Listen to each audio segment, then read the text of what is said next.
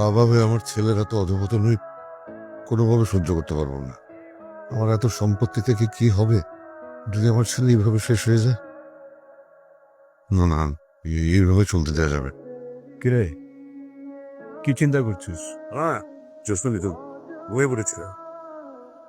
তুই তো আজকাল একেবারেই আসিস না। তুই তো জানিস আমি কিরকম ব্যস্ত থাকি। ব্যস্ততার জন্য আশা হয়ে ওঠে নেই যায়। আচ্ছা, সাহেদের কি খবর? ও এখন কি করে? তোর ব্যবসা বাণিজ্য দেখে? তেমন কিছু না, ওকে আমি বাগিয়ে আনতে পারছি। পাশ করলো, এতদিন হয়ে গেছে, ব্যবসা বাণিজ্যে বসবে, দেখবে না সেদিকে তার মন নাই। সারাদিন বন্ধু বান্ধব নিয়ে ওই হুল্লোড়, আজকে এই পার্টি তো কালকে ওই পার্টি। বুঝে উঠতে পারছি না ওকে আমি কিভাবে লাইন আন। ড্রাগস নেয় নাকি? না না, ট্রাক্স টাক্স নেয় না। তো ওই আর কি, ওই যে বন্ধু বান্ধবের পাল্লায় পড়লে যেটা হয়, আব্বা অসুস্থ হওয়ার পর থেকে পুরো ব্যবসাটা আমার ঘরে এসে পড়লো। ব্যবসা সামলাতে সামলাতে আব্বা মারা যায়। বাস এরপর পুরো ফ্যামিলির দায়িত্ব পড়ে গেল আমার ঘরে। এই পুরো ফ্যামিলির চাপ সামলাতে গিয়ে আমি আর নিজের ছেলের দিকে ভাবে নজর দিতে পারি। মা মরা ছেলেকে আর শাসনটা করা হয়নি, খালি আদরে আল্লাহ তো করুক। কোনো কিছু তোকে না করতে পারতাম না। এক কাজ কর, একটা জাদরেল মেয়ে দেখে শাহেদকে বিয়ে দিয়ে দে। এখন সংসারের পুরো দায়িত্বটা শাহেদের কাঁধে দিয়ে দে। ঈশাকে তুই আমায় দিয়ে দেবে না? আমার ছেলের সাথে ঈশার বিয়েটা পড়িয়ে। এশাকে? কি বলিস ওটা? এতক্ষণ বড় বড় কথা বললেই যে একটা জাদ্রেল মেয়ের হাতে আমার ছেলেকে তুলে দিই, তাহলে ছেলেটা ঠিক হয়ে যাবে। আর যেই নিজের ঘরে আসলো অমনি কি বলিস তুই? ঠিক আছে, আমি যাই।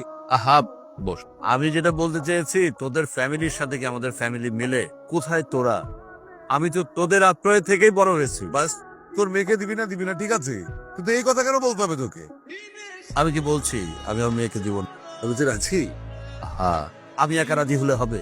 মেয়ে বড় হয়েছে না, মেয়ের সাথে কথা বলতে হবে না? তুই এশাকে রাজি কর। মানে এশাকে রাজি না করাতে পারলে আমার ছেলেকে আসলে বাঁচাতে পারবো না।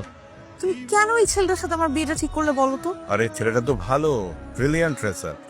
ছেলেটা শুধুমাত্র বন্ধু বান্ধবদের জন্য একটু অফ ট্র্যাকে চলে গেছে। ছেলেটা পড়াশোনায় ভালো, ওদের ফ্যামিলি খুবই ভালো। রানা আঙ্কেলের বাবা আমাকে রাস্তা থেকে কুড়িয়ে পেয়েছে।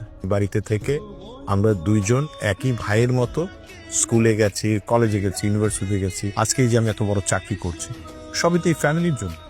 আর সবচেয়ে বড় ব্যাপার হচ্ছে এই ফ্যামিলির কাছে আমার একটা ঋণ আছে। আচ্ছা ঠিক আছে বাবা, ব্যাপারটা যখন তোমার ওই ফ্যামিলির কাছে ঋণ শোধরাবার, তখন আমার আর কিছুই বলার নেই। তোমার কথার অবাধ্য হয়নি। আমি শাহেদকে বিয়ে করতে রাজি। একটা শর্ত আছে, সেটা হচ্ছে আমার সংসার, আমার স্বামী, আমার মতো করে আমি ডিল